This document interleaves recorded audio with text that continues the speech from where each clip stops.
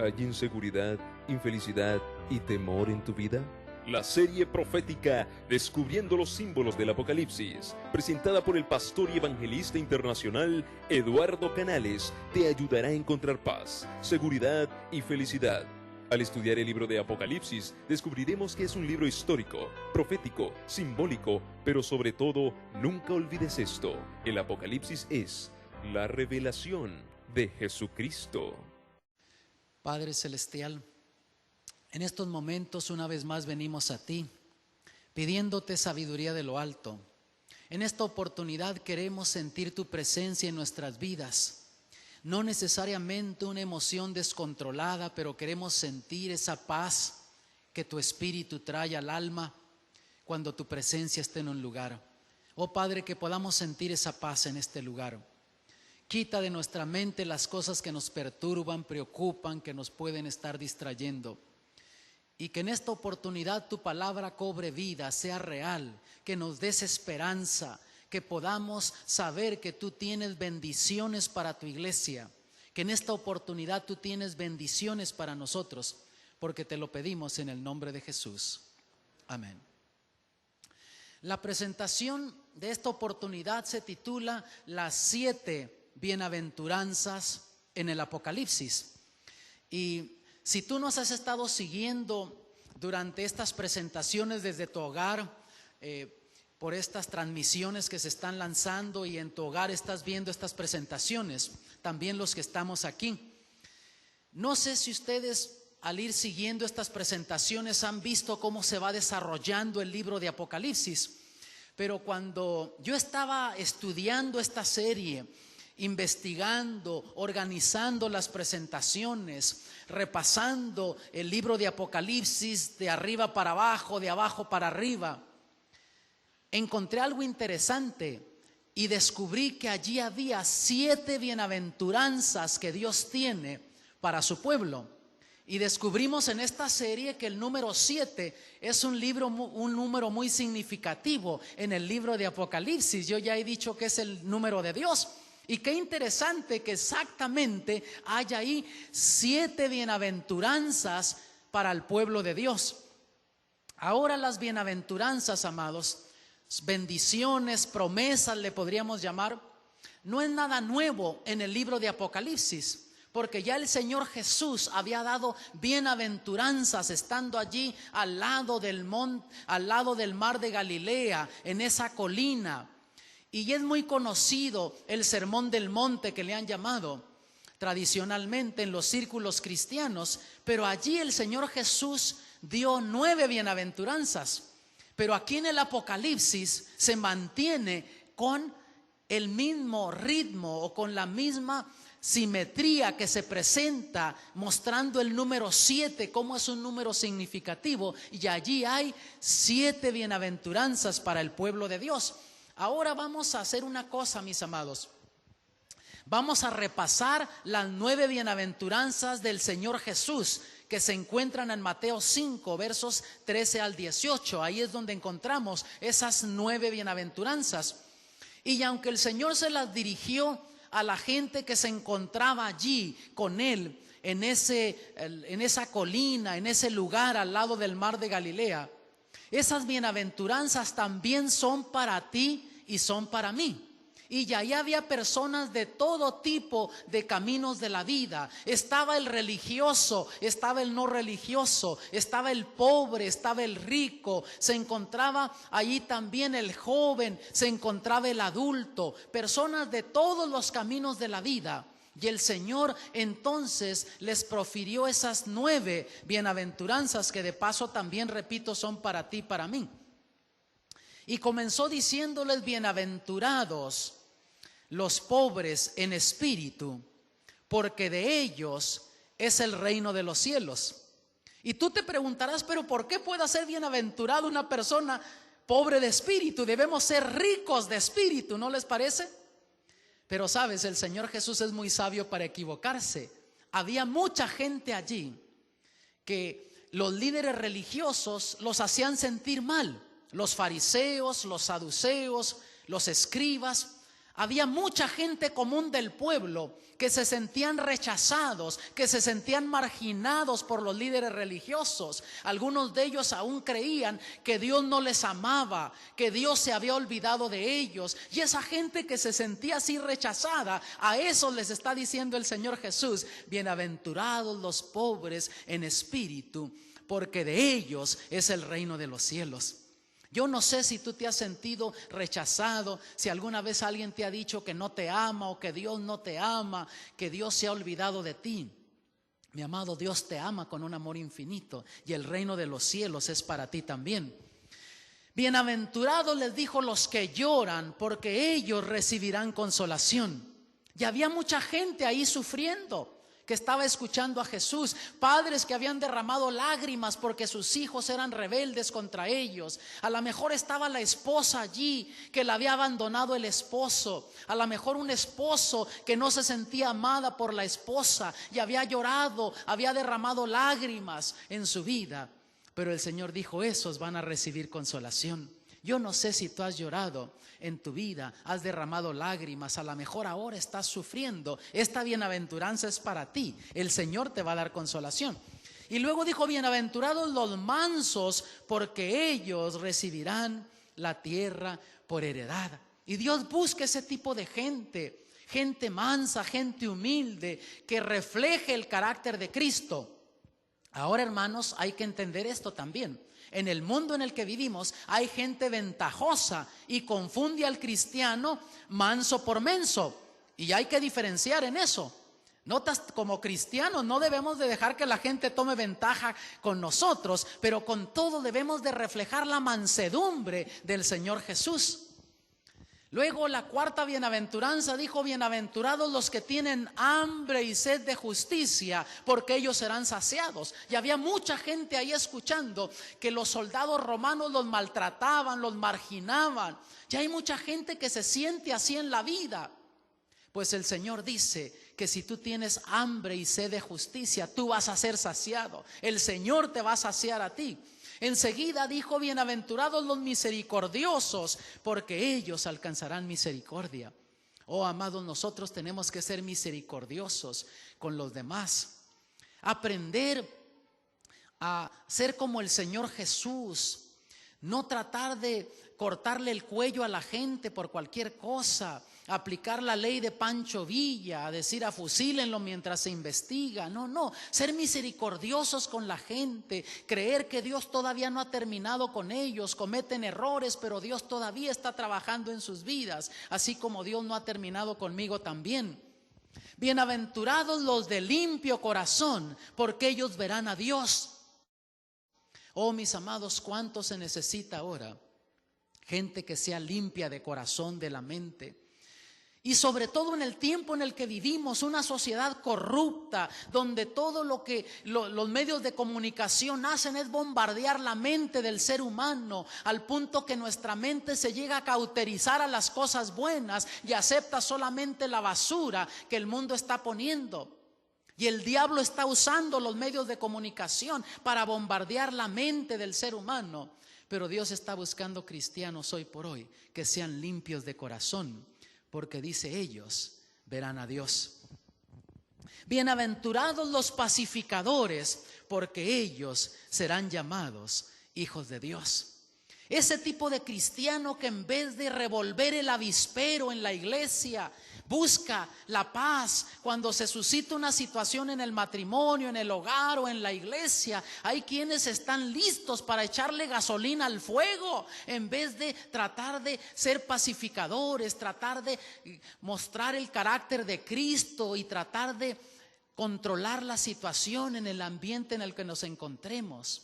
Ese tipo de cristiano está buscando a Dios y serán llamados, dice, hijos de Dios. Bienaventurados los que padecen persecución por causa de la justicia, porque de ellos es el reino de los cielos. Yo no sé si tú has sido perseguido por el nombre de Cristo, y no necesariamente que te metan en una cárcel, que te azoten. No, estoy hablando de a veces la misma familia lo persigue a uno. De paso te digo, tú que me estás viendo desde tu hogar, Yo fui el primer cristiano en mi hogar que comencé a estudiar la Biblia y yo tenía 16 años de edad. Y enseguida decidí entregar mi vida a Cristo y yo soy el menor de la familia. Y amados, no me fue fácil, mi familia me comenzó a hacer la vida imposible.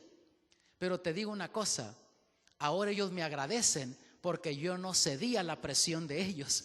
Ahora me dicen, ¿dónde estaríamos nosotros si tú hubieses cedido a la presión que te pusimos? Oh, mi amado, a lo mejor a ti alguien te está persiguiendo en el trabajo.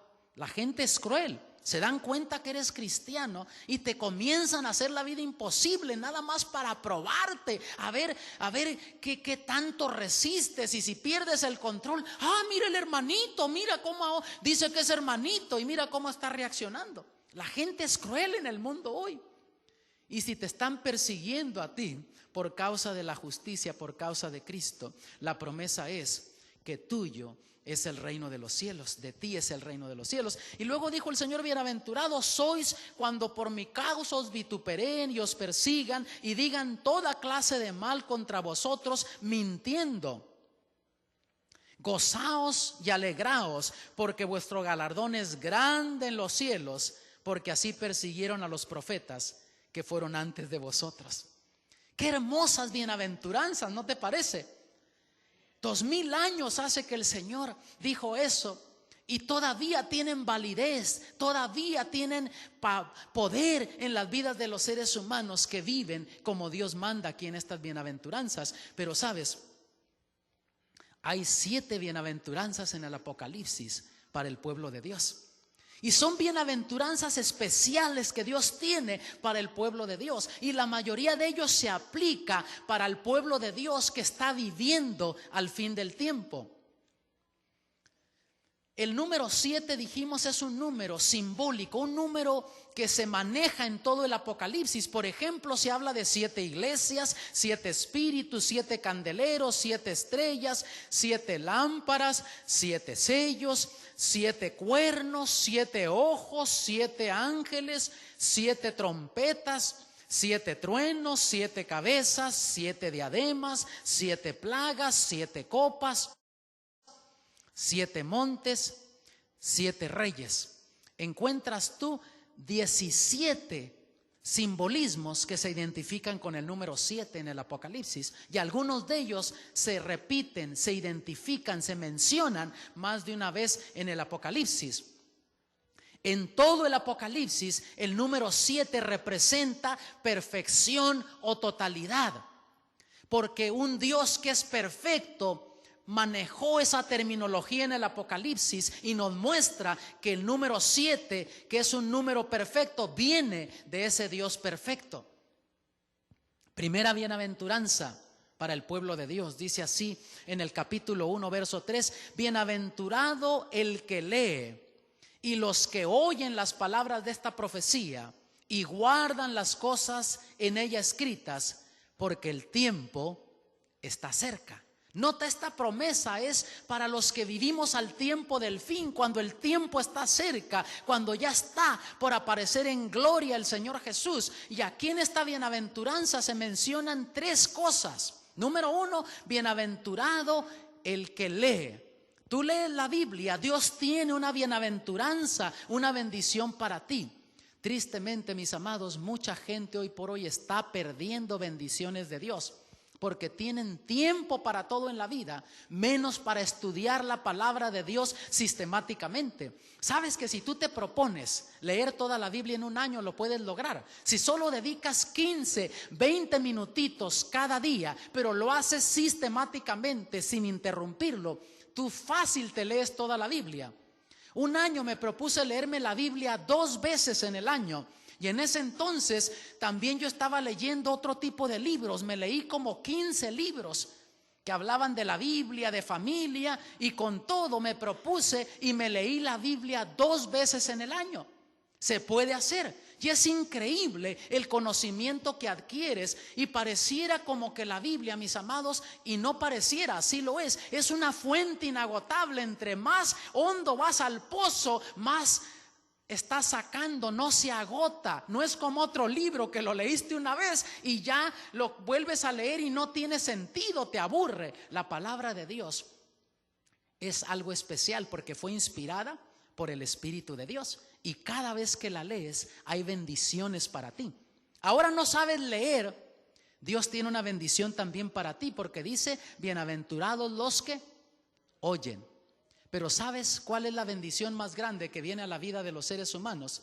Bienaventurados, dice, los que guardan las cosas en ellas escritas, porque el tiempo está cerca. Quiere decir que hay bendición en leer, en escuchar, pero la bendición más grande viene a tu vida cuando comienzas a obedecer lo que ya está escrito, cuando comienzas a vivir como Dios manda. Porque hoy por hoy hay mucha gente que está leyendo la Biblia, que está escuchando lo que la Biblia dice, pero no necesariamente está obedeciendo lo que la Biblia dice. Y la bendición más grande viene cuando tú con tu familia comienzan a obedecer lo que ahí Dios dice en su palabra. Segunda bienaventuranza, versículo 13: oí una voz desde el cielo que decía: escribe, bienaventurados de aquí en adelante los muertos que mueren en el Señor. Y tú te preguntarás: pero ¿qué bienaventuranza puede haber en morir? Ahora que hay algo interesante: bienaventurados los que de aquí en adelante mueren en el Señor. ¿Qué punto de partida tiene ese de aquí en adelante? ¿De qué fecha está hablando el Señor? ¿De qué periodo de tiempo está hablando el Señor? Que de ahí en lo adelante todos los que mueren en el Señor son bienaventurados. En una presentación pasada yo hice alusión a eso, mencioné brevemente acerca de ese periodo de tiempo, y yo les hablé que ahí estaba hablando de esa profecía de 2300 años que se menciona en el libro de Daniel. Y comenzaba en el año 457 de nuestra era, y esa profecía se extendía hasta el año 1844 de nuestra era. Y ya vamos a dar un repasito. En esta oportunidad elegí hablarles un poco del libro de Daniel, que no hemos tocado aquí en esta serie porque nos hemos concentrado solo en el libro de Apocalipsis, pero hice referencia a esto en una ocasión y dije que los libros de Daniel y de Apocalipsis son libros proféticos gemelos. Las profecías de Daniel complementan las profecías del libro de Apocalipsis, y las profecías del libro de Apocalipsis complementan las profecías del libro de Daniel. Y ya vamos a regresar a estudiar, a analizar este diagrama, pero esta profecía, que está dividida en dos partes, nos lleva hasta el año 1844 de nuestra era, que es lo que la Biblia marca cuando entramos al tiempo del fin. Ahora dice el Señor que de ahí en lo adelante todos los que mueren en el Señor son bienaventurados. Y dijimos que después del 1844 comenzó el juicio investigador, y seguía diciendo así la última parte del verso 13: sí, dice el Espíritu, descansarán de sus trabajos porque sus obras con ellos siguen. Tú mueres en el Señor, pero si moriste en Cristo, tu vida sigue afectando las vidas de otros. Tu familia va a tener buenos recuerdos tuyos. Aquellos que se asociaron contigo, hermanos de iglesia, van a tener buenos recuerdos tuyos. Gente a quien le testificaste van a tener buenos recuerdos tuyos. Por eso el apóstol Pablo dijo: nadie vive para sí, ni nadie muere para sí. En tu vida vas a hacer impacto en las vidas de otros. Después de muerto todavía vas a seguir afectando las vidas de otros, o positivamente o negativamente, por el tipo de vida que tú viviste. Ahora, decía: bienaventurados los que de aquí en lo adelante mueren en el Señor. Desde el año 1844 para acá ha muerto mucha gente, millones, pero la mayoría de ellos no han sido bienaventurados porque no han muerto en el Señor. Han muerto sin Cristo, sin Dios y sin esperanza en este mundo. Ahora vamos a ir a ver esa profecía de Daniel para que veamos el cuadro más claro. Daniel 8:14. Él tuvo unas visiones en el capítulo 7, ahora en el capítulo 8 tiene otra visión.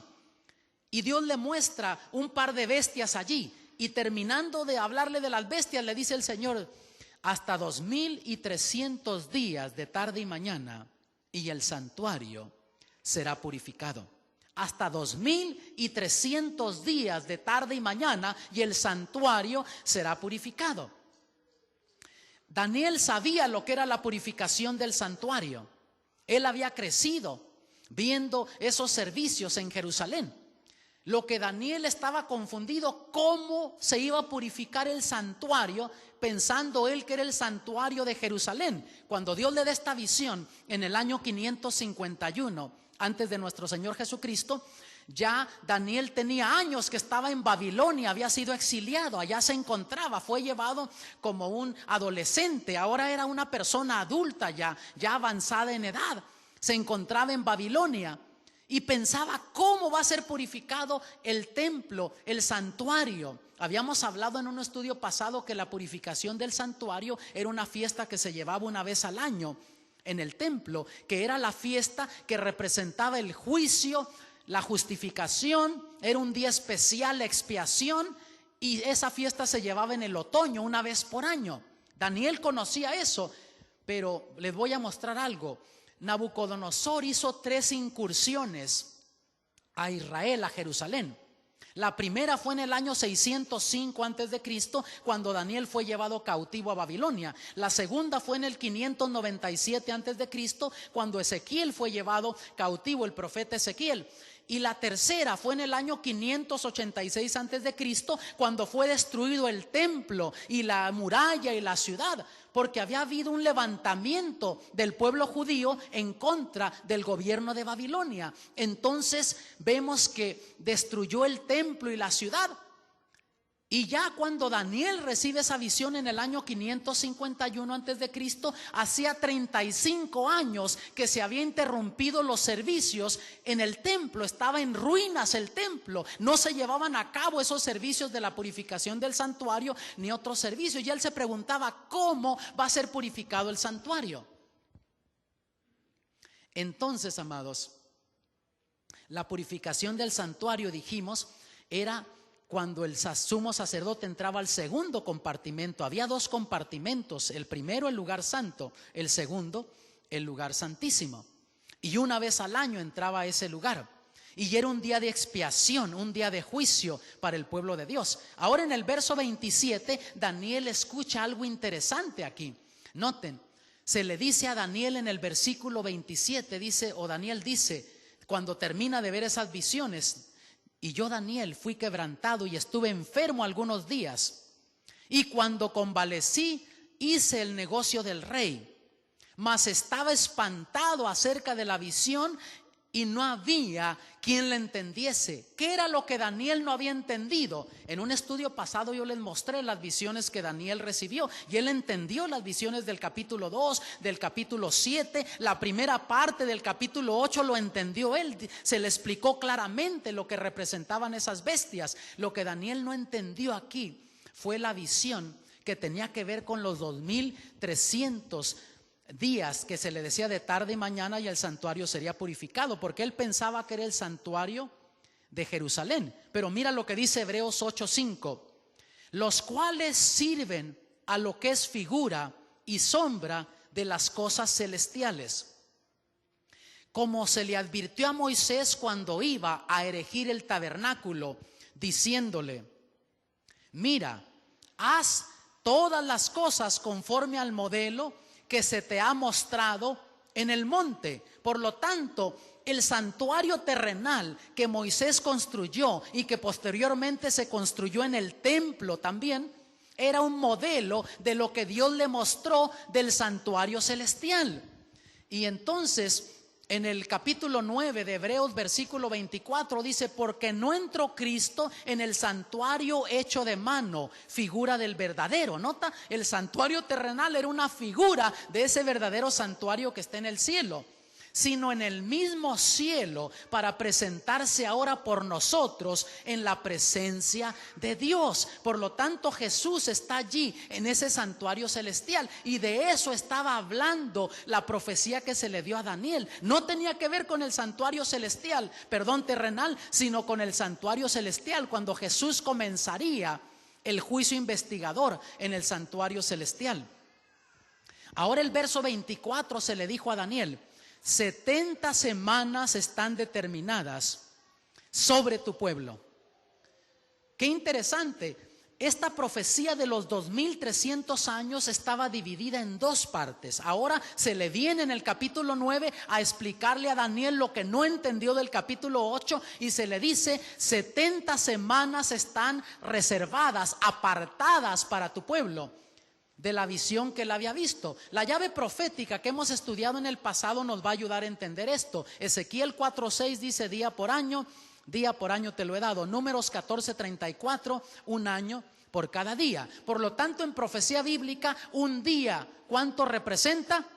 Un año. Y a Daniel se le había dicho 2300 tardes y mañanas y el santuario será purificado. Era una profecía que tenía que ver con 2300 años, pero ahora se le dice que 70 semanas están determinadas o apartadas sobre tu pueblo, para el pueblo judío, y 70 por 7 es 490, pero como está hablando en profecía bíblica, se le dijo 490 años. Los primeros 490 años de esa profecía de 2300 tenía que ver con el pueblo judío.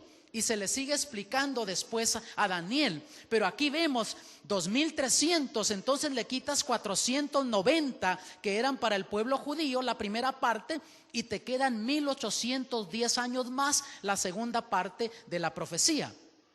Ahora en el verso 25 se le da el punto de partida. Sepas pues y entiendas que desde la salida de la palabra para restaurar y edificar a Jerusalén hasta el Mesías príncipe habrá 7 semanas y 62 semanas. O sea, había 70 semanas que estaban apartadas para el pueblo judío, pero se le dice desde que se dé la orden para restaurar Jerusalén. Recuerden que estaba en ruinas, pero llegaría el momento, la profecía decía que se iba a dar la orden que regresaran a edificar Jerusalén. De ahí comenzaba a contar la profecía. Y iba a haber primeramente 7 semanas, que es lo que iba a tomar para que se restaurara la muralla y el templo, y 62 más hasta que viniera el Mesías príncipe, que eso nos daba 69. Ya lo vamos a entender. Tornaráse a edificar la plaza y el muro en tiempos angustiosos, y históricamente así está comprobado. Cuando el pueblo de Israel regresó a Jerusalén, a Judea, los pueblos que estaban a su alrededor comenzaron a hacerles la guerra, no querían que construyeran la muralla ni Jerusalén. Ezequiel 4:6, repetimos, día por año te lo he dado. Entonces eran 69 semanas, por 7 nos da 483 días, pero como está hablando en profecía bíblica, 483 años. Quiere decir que desde que se diera la orden para restaurar Jerusalén hasta que viniera el Mesías príncipe, iban a pasar 483 años. Del decreto para restaurar Jerusalén al Mesías príncipe, dijimos, habría 69 semanas proféticas o 483 años literales. Ahora, ¿cómo sabemos cuándo comenzó a contar ese tiempo? Porque históricamente está comprobado que hubo 3 decretos. Tanto en la Biblia se mencionan como en la historia. El primero fue emitido por el rey Ciro. En cuanto vencieron a Babilonia, el rey Ciro dio esa orden en el año 538 a.C., pero después fue anulada. Luego el rey Darío I, también de Medo-Persia, dio la siguiente orden en el año 519 y fue anulada. ¿Por qué? Porque los pueblos que estaban alrededor de Jerusalén, de Judea, que eran pueblos árabes, lo que entenderíamos ahora como los pueblos árabes, se quejaban, decían: esos son revoltosos, si construyen la ciudad se van a rebelar también contra Babilonia otra vez, ahora contra Medo-Persia, como lo hicieron contra Babilonia. Y estos reyes anulaban esos decretos. Pero entonces el tercero se dio por el rey Artajerjes de Medo-Persia también en el año 457 antes de nuestro Señor Jesucristo. Y este decreto, amados, fue un decreto más sólido, porque no solamente les daba la oportunidad de regresar a Jerusalén, sino que tuvieran cierto tipo de autonomía. Podían aplicar las leyes de Medo-Persia, pero también podían aplicar las leyes de su nación, incluso la pena de muerte. Noten, en el libro de Esdras está ese decreto, capítulo 7, versículos 12 y 13. Artajerjes, rey de los reyes, a Esdras, sacerdote, escriba perfecto de la ley del Dios del cielo, salud, etcétera. Por mí es dado mandamiento que cualquiera que quisiere en mi reino, del pueblo de Israel y de sus sacerdotes y levitas, ir contigo a Jerusalén, vaya. Y ahí se da ese decreto, y ese decreto fue sólido, y es cuando se comenzó a restaurar Jerusalén. Hubo una tremenda migración de judíos que estaban en la ciudad de Babilonia, controlada ahora por el imperio de Medo-Persia. Van a la ciudad de Jerusalén y comienzan a reedificar la ciudad y el templo y la muralla, y de allí comenzaba a contar este tiempo. Entonces es fácil computar esta profecía, porque tomamos el decreto 457 y de ahí van a pasar, ¿cuántos? 7 semanas. 490 años nos lleva hasta el año 408, cuando se terminó de construir la ciudad y la muralla, y de ahí había 62 semanas más. Nos lleva exactamente hasta el año 27 de nuestra era. ¿Y qué decía la profecía? Que en ese momento iba a venir ¿quién? El Mesías príncipe. ¿Quién es el Mesías príncipe? Jesús. ¿Qué pasó en el año 27 de nuestra era? La Biblia enseña que Jesús fue bautizado, y justo al tiempo profetizado. Óyeme, mi amado, si tú entiendes estas profecías de Daniel y las aplicas a lo que dice Apocalipsis, no hay persona, aún aquella que dice que no cree en Dios, que te puede explicar cómo es entonces que por casualidad se cumplió todo lo que esta profecía dice, porque exactamente como decía la profecía, en ese momento apareció Jesús y fue ungido por el Espíritu de Dios para comenzar su ministerio. Fue bautizado por Juan el Bautista en el río Jordán. Y luego noten el verso 26: y después de las 62 semanas se quitará la vida al Mesías, y no por sí. Las 7 primero, luego 62 nos llevaban hasta el año 27, cuando era el Señor Jesús bautizado, pero eran 70, faltaba una más. Así es que después del año 27, al terminar las primeras 69, se le iba a quitar la vida al Mesías príncipe. Y la profecía dice en el verso 27, hablando de las 69, y en otra semana confirmará el pacto con muchos, y a la mitad de la semana hará cesar el sacrificio y la ofrenda. Había 70 para el pueblo de Dios, ya habían pasado 69 hasta que Jesús fue bautizado. Faltaba una semana más, faltaban 7 años más de gracia que Dios le estaba dando al pueblo judío. Pero a la mitad de esa semana iba a morir el Mesías príncipe, iba a hacer cesar el sacrificio y la ofrenda. Conforme esta profecía, el Mesías sería crucificado en el año 31, a la mitad de la semana, 3 años y medio después de que fue bautizado. Porque una semana tiene 7 días. ¿Y cuánto es la mitad de 7 días? 3 días y medio, 3 años y medio. Y exactamente así sucedió. Y aquí vemos la profecía de las 70 semanas de Jesús el Mesías. El decreto se da en el año 457. Jesús es bautizado en el año 27 de nuestra era. Y 3 años y medio después, Jesús muere en la cruz del Calvario. Y 3 años y medio más nos lleva hasta el año 34, cuando el Evangelio entonces pasó a los gentiles. Sabes que hasta el año 34 los discípulos estaban predicándole solamente al pueblo judío, no le predicaban a los gentiles. ¿Qué pasó en el año 34? Apedrean al primer mártir cristiano, a Esteban. Después los líderes judíos rechazan el evangelio. Le dicen a los apóstoles que ellos no querían saber nada con ese Jesús, ni nos echen la sangre de él encima de nosotros. Rechazan el evangelio. Y entonces los apóstoles comienzan a llevarle el evangelio a los gentiles, comienzan a predicarle a los otros pueblos la esperanza de salvación. Ahora, esa era la primera parte, pero después había todavía, después de las 70 semanas, venía la segunda mitad de la profecía. Y hasta el año 34 nos llevaban la primera parte. Entonces a los 2300 le quitan los 490 años que eran para el pueblo judío. Y luego te quedan 1810, se los agregas al año 34 y nos lleva ¿a dónde? Hasta el año 1844 de nuestra era, cuando conforme la profecía se iba a purificar el templo, el santuario, la purificación del santuario, el santuario celestial, donde Jesús comenzaría su obra sacerdotal en favor de su pueblo en el lugar santísimo, en el santuario celestial, cuando comenzó el juicio investigador en el cielo. Hay gente que piensa que el juicio comienza cuando Jesús aparece en gloria. Ya descubrimos en un estudio pasado que cuando Cristo viene en gloria, el destino eterno de cada quien ya está decidido. Ahora se está decidiendo nuestro destino eterno. En el 1844 comenzó. Quiere decir que desde el 1844 hemos estado viviendo en lo que la Biblia llama la hora del juicio de Dios.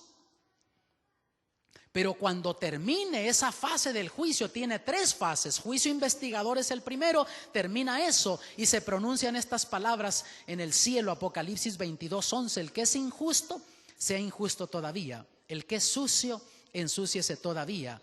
Y el que es justo, sea todavía justificado. Y el santo, sea santificado todavía. O sea, termine el juicio investigador, no sabemos cuándo. Sabemos que comenzó en el año 1844 y de ahí para acá hemos estado viviendo en la hora del juicio de Dios, en el tiempo del fin, en los últimos momentos de la historia de este mundo.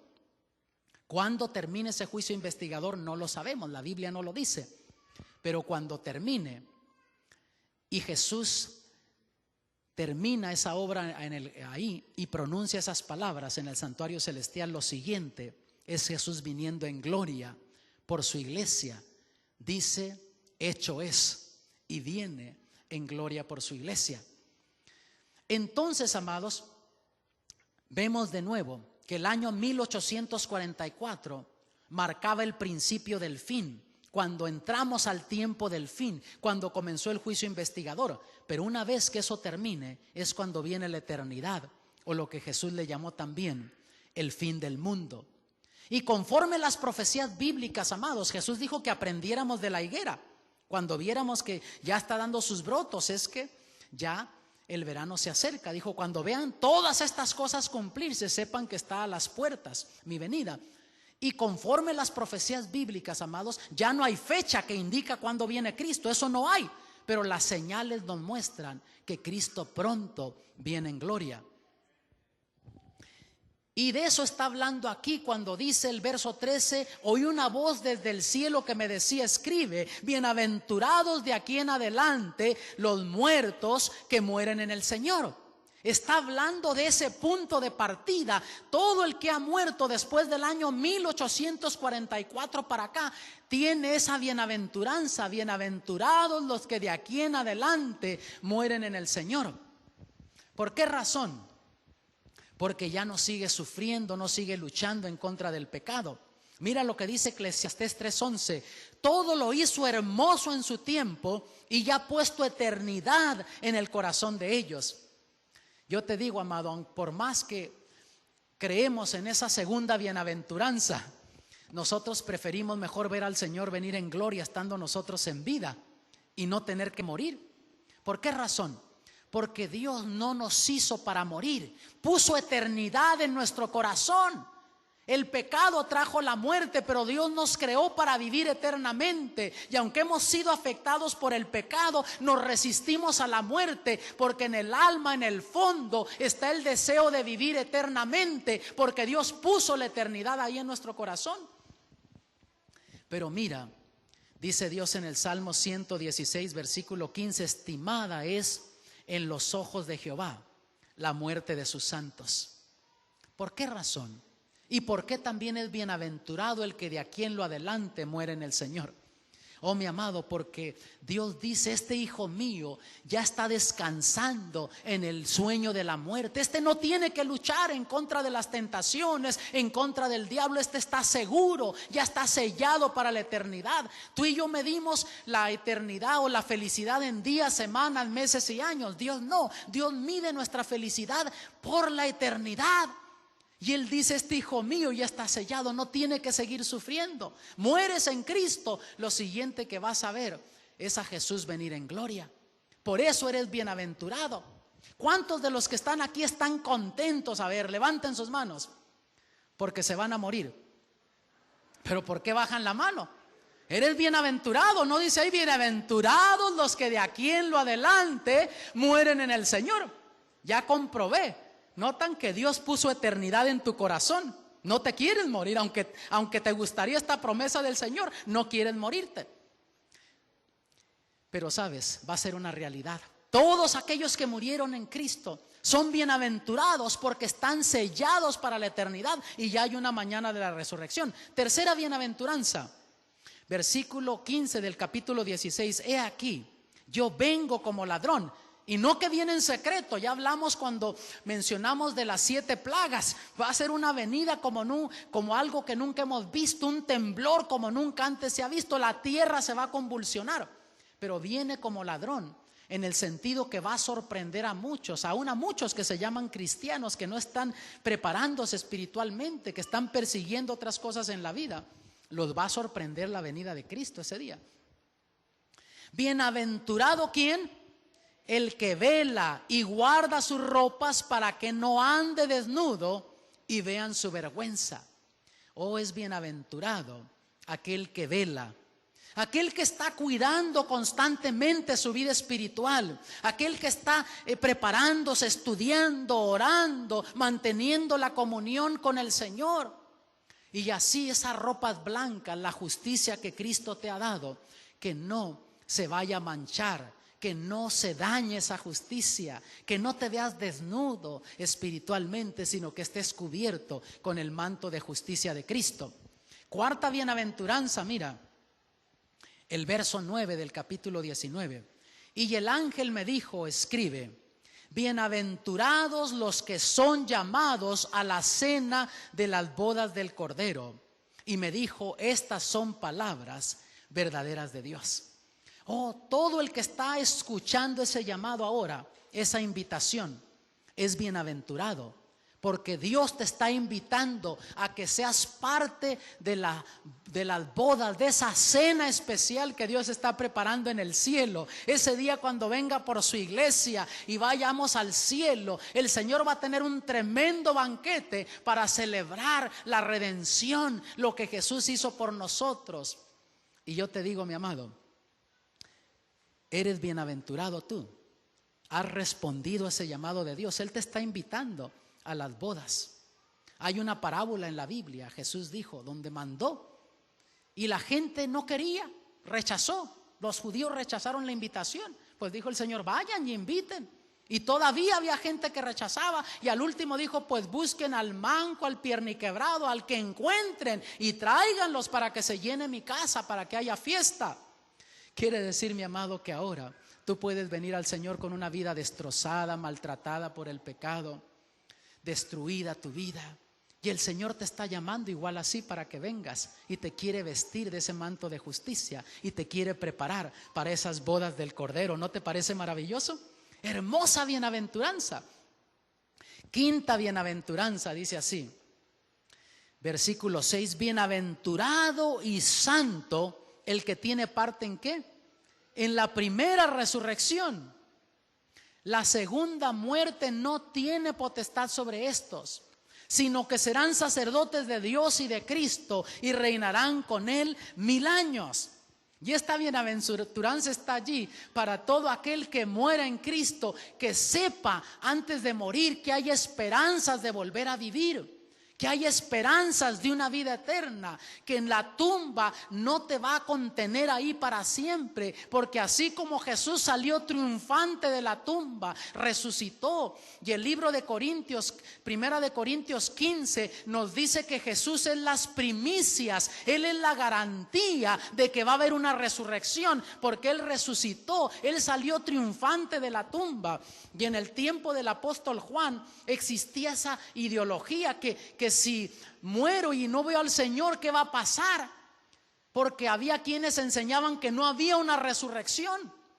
Y el apóstol Pablo habló de eso, pero aquí el Señor nos da esta bienaventuranza para que todo cristiano, que si llega a morir antes de que Cristo venga, tenga la esperanza, la garantía, la certeza que hay una resurrección para el pueblo de Dios. Y en esa resurrección, primera resurrección, es bienaventurado todo el que va a resucitar allí, porque la segunda muerte no va a tener potestad de ellos. Sí, la primera muerte la sufrieron, bajaron a la tumba, pero Jesús dijo que ese es el descanso de la muerte. Eso es estar durmiendo. Pero la segunda muerte, la muerte eterna, esa muerte, la separación eterna para nunca más vivir, esa muerte no la va a sufrir aquel que bajó a la tumba en Cristo Jesús. Hermosa bienaventuranza, ¿no te parece? Sexta bienaventuranza, dice así, mira, verso 7 del capítulo 22. He aquí, vengo pronto. Bienaventurado el que guarda las palabras de la profecía de este libro. Ahí tienes otra bienaventuranza para ti también, esta sexta bienaventuranza. Él viene pronto, y ya dijimos en un estudio pasado que pronto para ti puede ser mañana, puede ser de aquí a un mes, un año, no sé. Ojalá Cristo viniera pronto, la semana que viene. Pero si Cristo por alguna razón, en su sabiduría, Él prolongara su venida 20, 30 años más, 100 años más, para muchos de nosotros Cristo puede venir pronto, mañana, pasado, el mes que viene. ¿Por qué razón? El momento que tú mueres, ahí queda sellado para siempre tu destino. Las decisiones que tomaste en vida deciden tu destino eterno. Y yo te digo, si nosotros supiésemos que teníamos un mes para vivir, ¿qué decisiones tomaríamos ahora nosotros? Yo recuerdo un caso de una jovencita, estando nosotros en California, una campaña evangelística a fines de diciembre. Se acercaba ya Navidad, estábamos cerrando esa campaña. Y una familia que estaba viniendo, la madre con 4 hijitas de 12 hasta 20 años y un niñito pequeño, les dijo: hijas, vamos a entregarnos a Cristo, hay bautismos el sábado que viene. Y estuvieron de acuerdo, pero la de 18 años dijo: mamá, yo me voy a esperar 2 semanas hasta después del año nuevo. ¿Pero por qué, hija? Y dice: mira, es que mi novio me acaba de invitar a una fiesta de año nuevo y va a haber licor, va a haber música del mundo, y pues yo no me quisiera bautizar y ir a ese lugar. ¿Y cómo trabaja el diablo, no? Porque pecado es, dice, está en aquel que sabe hacer lo bueno y no lo hace. No dice el que está bautizado, el que sabe hacer lo bueno y no lo hace. Si tú sabes que algo está mal hecho, aunque no te hayas bautizado, estás pecando. Dios te toma eso en contra. Pero así trabaja el diablo. Todavía no me he bautizado, puedo hacer lo que quiera. Pero la joven dijo: yo no voy a hacer nada malo, pero me sentiría mal estar ahí en ese lugar y ya bautizada. Bueno, uno diría, una joven de 18 años tiene toda una vida para vivir. ¿Qué problema puede haber? En fin, fue a la fiesta, según todo anduvo bien, pero cuando venían de regreso, ya pasado de medianoche, entrando a la ruta 99, una ruta que cruza el Valle de San Joaquín, ahí en California, venía saliendo en sentido contrario de la autopista una persona bien ebria, borracha, en un carro Cadillacón, esos de los 70s, unos carrones que parecían de naves espaciales. Y estos jóvenes venían en un carrito Volkswagen, esos Beetlebugs, esos escarabajos, esos carritos que hasta los sacaron de circulación o producción en este país porque eran inseguros. Pues en fin, chocaron de frente. Ellos iban acelerando, entrando en esa entrada circular a la autopista. Cuando sale esta persona, no se supo cómo, en sentido contrario al impacto, murió la joven. El joven quedó todo desbaratado. 3 meses pasó en el hospital en estado de coma. A los 3 meses reaccionó el joven y comenzó a preguntar por su novia. Pensó que apenas le acababa de suceder el accidente. Y la madre de la muchacha vino a visitarlo al hospital y le contó que hacía 3 meses que la habían sepultado. Y le contó la situación, la experiencia de ella. Este joven, que no se había interesado en cosas espirituales, comenzó a ir a la iglesia. Les pidió que estudiaran con él en el hospital, y en cuanto se repuso, lo primero que hizo, pedir que lo bautizaran, fue a la iglesia. Pero mira, yo te pregunto, si esta joven hubiese sabido que le quedaban solamente 2 semanas para vivir cuando tomó aquella decisión de no bautizarse, ¿crees tú que hubiese tomado esa decisión de decir: primero voy a ir a la fiesta con mi novio? Y de paso te digo, mi amado, gracias a Dios que a mí no me toca decidir quién se salva y quién se pierde. Eso le corresponde a Dios. ¿Notas? Pero una cosa te digo, yo me sentiría más a gusto si yo hubiese sido haberme entregado a Cristo cuando el Espíritu me llamó que esperar después, cuando yo pensara que era el momento apropiado, porque para muchos no va a llegar ese momento. Entonces, para ellos, para esa joven, en ese momento vino Cristo. He aquí vengo pronto, bienaventurado el que guarda las palabras de la profecía de este libro. Si tú tuvieras un mes para vivir, ¿qué decisiones tomarías en tu vida? ¿Qué prioridades tendrías en tu vida? ¿A qué le darías el primer lugar en tu vida? Bienaventurado el que guarda las palabras de la profecía de este libro. ¿Por qué? Porque por medio de la profecía bíblica Dios escribe la historia antes de que se cumpla. Tú entiendes la profecía bíblica y Dios te abre el telón del futuro. Y cuando ves que las profecías se cumplen delante de tus ojos, en vez de asustarte, como mucha gente está espantada por la situación económica, la situación moral, social, religiosa de nuestro mundo, tú cobras más ánimo porque sabes que Cristo viene pronto. La profecía se está cumpliendo delante de tus ojos. Séptima bienaventuranza dice así: bienaventurados los que lavan sus ropas. Apocalipsis 22:14. Para tener derecho al árbol de la vida y para entrar por las puertas en la ciudad. Séptima bienaventuranza, los que lavan sus ropas para que tengan entrada a la hermosa ciudad celestial. Que entres por las puertas a esa hermosa ciudad celestial. Ahora, esta es una traducción moderna que yo usé aquí, pero la traducción antigua, que muchos cristianos se sienten más cómodos con ella, la traducción de Casiodoro de Reina y Cipriano de Valera, la antigua, no dice los que lavan sus ropas. Dice así, mira, verso 14, es lo mismo: bienaventurados los que ¿qué?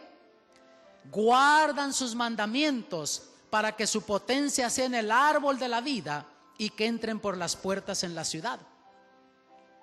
Hay contradicción en esto, que en una traducción le hayan puesto lavan sus ropas, traducción más moderna. La traducción antigua dice guardan sus mandamientos para que tengan acceso, que coman del fruto del árbol de la vida, que entren por las puertas en la ciudad celestial. Si yo uso esta traducción, habrá cristianos que me dicen: este es un legalista, quiere llegar al cielo por guardar los mandamientos. Pero sabes que no hay contradicción. Si yo uso esta traducción que dice bienaventurados los que lavan sus ropas, y lavar las ropas es ir a los pies de la cruz, aceptar a Jesús, que la sangre de Cristo me limpie de todo pecado, y yo dar testimonio público por medio del bautismo que acepto a Cristo Jesús, pero que guarde los mandamientos. No hay conflicto. ¿Por qué razón? Porque Jesús dijo en Juan 14:15: si me amáis, guardad mis mandamientos. No hay contradicción. Si yo he lavado mis ropas en la sangre del Cordero y he sido bautizado, acepté a Jesús como Salvador personal y amo a Jesús, amo lo que hizo por mí en la cruz, de aquí en lo adelante yo me voy a complacer en guardar sus mandamientos. Entonces, si tú usas la traducción antigua que dice guardan sus mandamientos, no hay conflicto con esto, porque tú vas a guardar los mandamientos porque amas a Jesús. Si lo haces por legalismo, no vas a entrar al reino de los cielos por guardar los mandamientos. Pero si guardas los mandamientos porque has lavado tus ropas en la sangre del Cordero y has aceptado a Jesús, y porque amas a Jesús, ahora guardas los mandamientos, entonces no hay contradicción, hay consistencia. Oh, mi amado, gracias a Dios por Jesús, que murió por ti y por mí en la cruz del Calvario. Es la única esperanza que nosotros tenemos, y ahora Él nos ha dado estas 7 bienaventuranzas, y Él quiere que nosotros lavemos nuestras ropas en la sangre del Cordero, que vayamos a Él, que aceptemos su justicia, que aceptemos a Jesús como Salvador personal. Ahí están esas 7 bienaventuranzas para ti. Son para ti también, mi amigo, mi hermano, que me estás viendo desde tu hogar. ¿Qué vas a hacer tú? ¿Qué decisiones vas a tomar en tu vida? Yo no puedo decidir eso por ti, Dios no lo va a decidir, Dios te está invitando. Tú solamente puedes decidirlo. Tú puedes decir: Señor, yo quiero esas bienaventuranzas para mí. Yo quiero leer la Biblia. Yo quiero estudiarla. Yo quiero conocerte más. Señor, yo te quiero dar mi vida. Yo quiero servirte. Amo lo que hiciste por mí en la cruz del Calvario. Y por eso yo quiero guardar tus mandamientos. Te quiero servir. Oh, mi amado, yo voy a orar por ti en este momento. Y quiero orar no necesariamente solo por aquellos que se quieran bautizar, pero quiero hacer una invitación general a ti que estás en tu casa. Te quiero invitar también a que elijas estudiar la palabra de Dios como nunca antes. Estudia el Apocalipsis, pero no solamente la leas y la escuches, guarda lo que ahí está escrito, porque ahí es donde viene la mayor bendición a tu vida. Y al hacer eso, Dios te va a dar todas las promesas que están en el libro de Apocalipsis.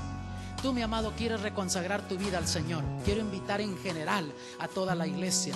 Quieres reconsagrar tu vida al Señor, decirle: Señor, yo quiero hacer un pacto contigo. Número uno, que lo espiritual va a ser lo más importante en mi vida y en la vida de mi familia. Que yo voy a hacer tiempo. Ayúdame a organizarme, a administrar mi tiempo, para que en la casa se estudie tu palabra, saquemos tiempo para estudiarla.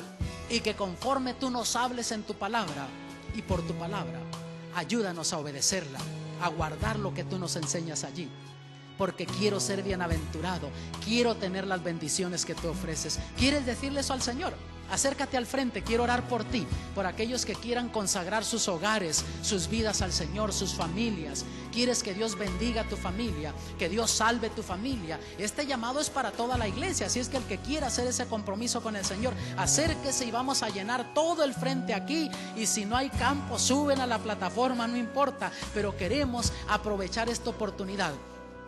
Vamos a hacer campo, hermano. Vamos a irnos haciendo así para acá, para que otros puedan pasar. Queremos darle la oportunidad a todo aquel que quiera aprovechar este momento de esta serie de conferencias para consagrar su vida, su hogar al Señor, para hacer un compromiso con el Señor de servirle, de estudiar su palabra, guardar su palabra, de consagrar su hogar, su familia. Vamos a orar en este momento. Dios te va a bendecir si con sinceridad tú le estás pidiendo, y allá donde estás tú en tu hogar también puedes tú abrirle el corazón al Señor y hacer ese pacto con el Señor. Padre celestial, nos presentamos delante de ti en este momento, no confiando en nuestra justicia, porque nuestra justicia no tiene nada que ofrecer. Nuestra justicia, tú dices, es como trapos de inmundicia delante de ti. Solo lo que te podemos ofrecer, traer, es una vida quebrantada, una vida maltratada. Pero Padre, gracias porque tú te complaces en hacer cosas maravillosas de aquellos que vienen a ti, aún con vidas destrozadas. Oh Padre, queremos comprometernos contigo. Aquí están nuestros hermanos, sus hogares. Bendícenos, ayúdanos a darle prioridad al estudio de tu palabra. Que eso sea lo más importante, la preparación espiritual de nuestra familia y de nosotros. Y Padre, que esas bienaventuranzas y las promesas del Apocalipsis las hagamos nuestras, porque te lo pedimos en el nombre de Jesús. Amén.